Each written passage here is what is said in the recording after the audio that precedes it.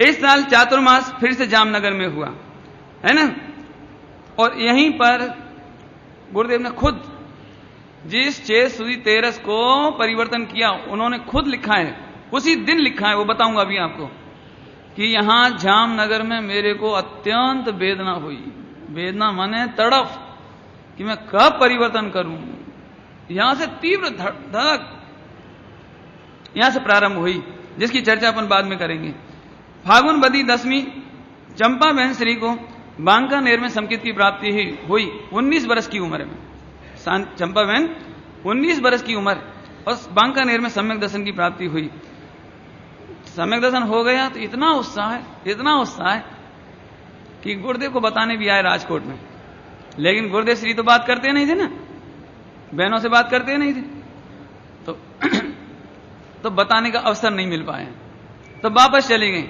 बाद में फिर पुरुषोत्तम कामदार, श्रीमान पुरुषोत्तम कामदार जी के साथ फिर आए और फिर गुरुदेव को बताया।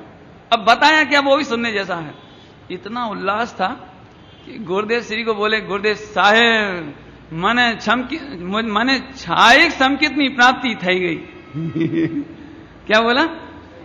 छायिक सम्यक्त हुआ है मुझे, इतना प्रचुर वेदन से मेरे को छायिक सम्यक्त हुआ है। तो गुरुदेव नीचे मुंह करके हंसे।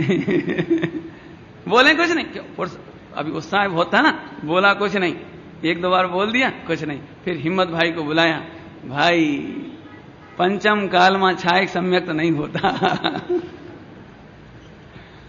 पंचम काल में छायिक सम्यक्त नहीं होता, लेकिन ठीक है, उत्साह है ना, आत्मानुभव का उत्साह है ना, इसलिए हम कुछ नहीं कहते।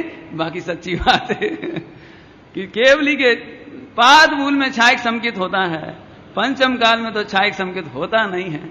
मैंने फिर बाद में बुला करके समझा दिया, तो कहले अच्छा कहीं बात नहीं। बहुत सीधी चंपा बहन भी, बहुत सीधी, बहुत इंटेलिजेंट, बहुत बुद्धिमान, विलक्षण बुद्धि। और आपने यदि उनका पढ़ा होगा, सुना होगा, कई परिचित आप लोग बैठे हो, उनके जीवन में एक बहुत खास बात की बोलना कम से कम, गंभीरता घनी, बोलना नहीं बस। मतलब वो तो गुरुदेव को बता दिया इतनी बात।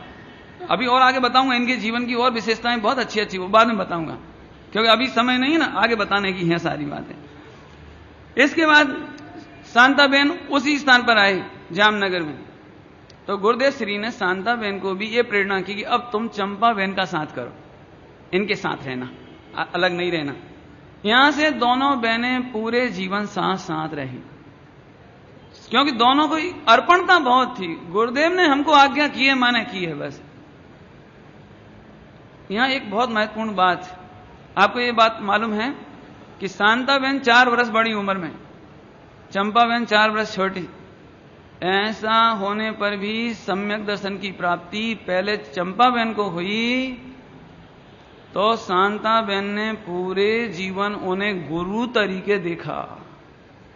पूरे जीवन आश्रम में व्यवस्था तो वे संभालती थी शांता बहन, अंदर की बाहर की, ब्रह्मचारिणी बहनों की, इसकी उसकी, लेकिन एक भी भलामण, एक भी सिखामण आपने से पहले वो चंपा बहन के पास जाकर के पूछती थी, ये बहन का ऐसा ऐसा हो गया है, आप बोलो मैं क्या करूं, आप बोलो तो आपके पास बुलाऊं।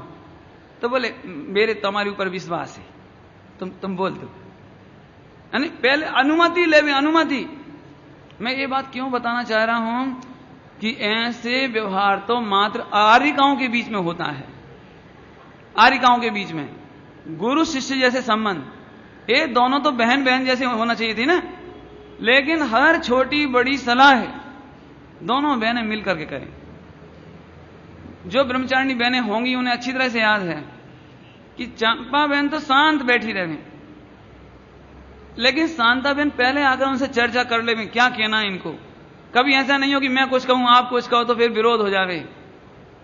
और जब दोनों में सलाह हो जावे, तब जिस बहन की गलती हो उसे खानगी में बुला के, प्राइवेट में बुला के, और फिर उन बहन के सामने उनको टोकते थे, समझाते थे, कोई सीख देना तो देते थे। यहां क्या बताना है मेरे को? अर्पणता, गुरु तरीके, पूरे जीवन। बोलो अभी आगे आगे आगे बताएंगे, थोड़ा थोड़ा आगे बताएंगे, अगर थोड़ा थोड़ा सुनते चलो अभी, है ना।